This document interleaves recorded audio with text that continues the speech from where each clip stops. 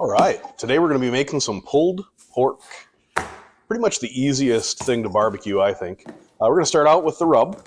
It's simple, you know, salt, pepper, paprika, equal parts of each. Just mix them up, put them in a bowl, get them ready. I like to put them in a shaker. And then once it's in the shaker, just give it one last shake to get it all ready. Now, once we're done there, you're going to want to take your pork, get it dry it off. You know, this is just a standard pork shoulder. Go ahead and pat it down. You want to make sure that the binder sticks. So make sure the surface is dry. And then for binder, I like to use yellow mustard. There's other stuff you can use. Some people have some other recipes, but honestly, yellow mustard's for me. Put it on. You don't want to put on too much. The idea here is just to get your seasonings to stick. You don't want it dripping in the stuff. So make sure it's covered. You know, flip it over, get all the sides done. But don't worry too much about it. It's just a pork shoulder. So yeah, like I say, go ahead and rub it down. Add more mustard if you need to. Doesn't really matter. Once you're done with that, you're going to want to go ahead and add your rub. Now, the thing about pork shoulder that's so awesome is that it's a lot of meat. There's a lot of product there. So what you want to do is get your rub on evenly. But if you go too heavy on it, it doesn't really matter. It'll mix in. It'll taste great.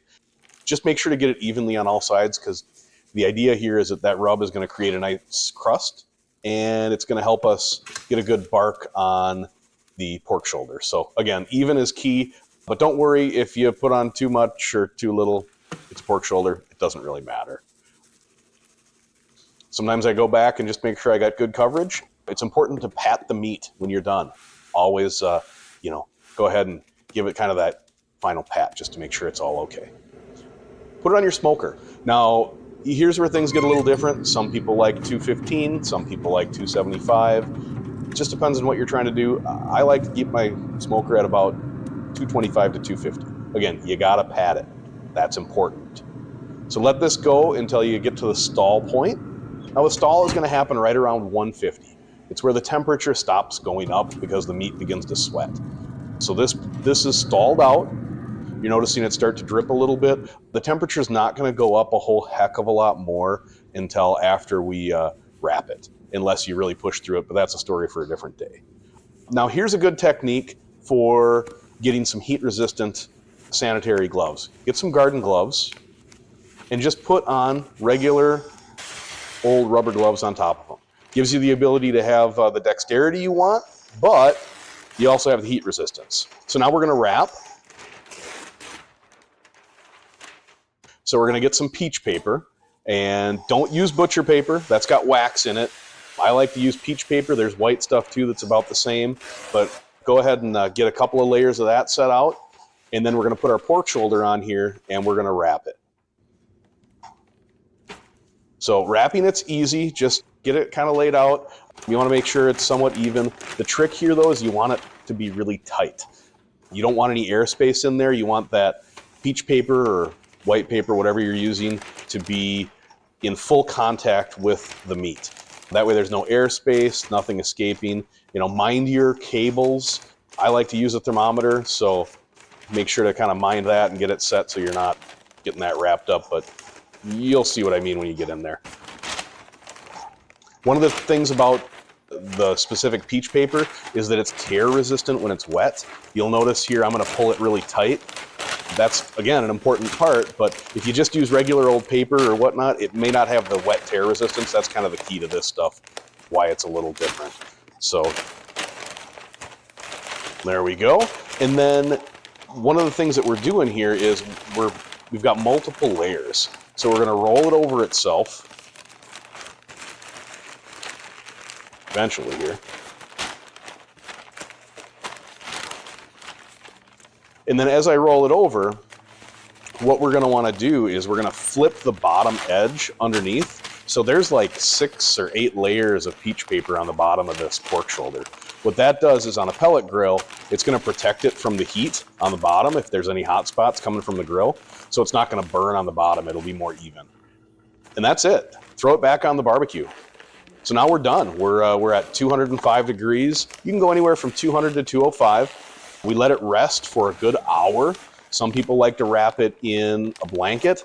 I think that's unnecessary. I leave it on my tray and I just throw it in my cold oven or my microwave, let it sit there for an hour. Resting it for an hour is absolutely key. You can rest it for up to 2 to 3, won't make a big difference, but 1 hour minimum is where it's at. So you'll notice that peach paper held together nice. It's not tearing even though it's fully saturated, and it still held a lot of juice, but it didn't steam it.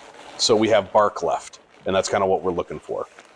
I like to make sure to get all that juice out of there because it mixes back in. It's got a lot of flavor. It's got some of the salt in it, and that's going to give us a nice finished product. So yeah, get rid of that. Get rid of the probe.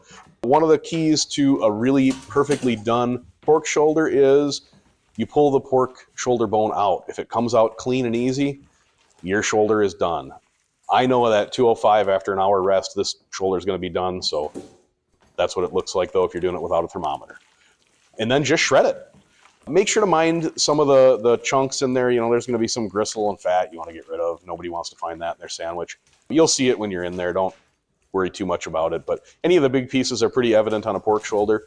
Just go ahead and shred it up and get it ready. I like to do it on a tray like this. You can use different power attachments, but frankly, if your shoulder is done well enough like this, you're not going to need anything connected to your drill to shred it.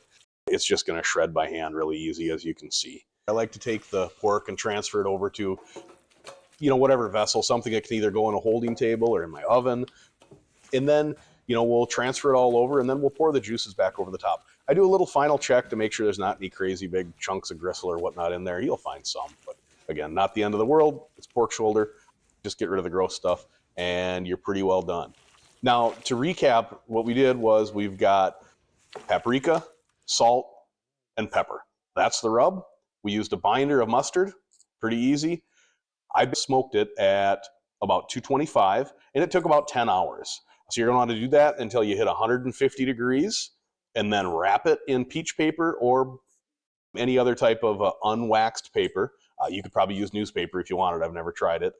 And then take that to 200 to 205, pull it out, let it rest for 1 hour, and then shred it by hand and serve. You're pretty well set. It's pretty bulletproof stuff. Don't worry about the details. At the end of the day, it's just pulled pork. And if you get it out of the smoker and it's still tough, just throw it back on. Life goes on. You can try again next time. It's a pretty inexpensive cut of meat and produces delicious results. So good luck. And yeah, let me know how it turns out.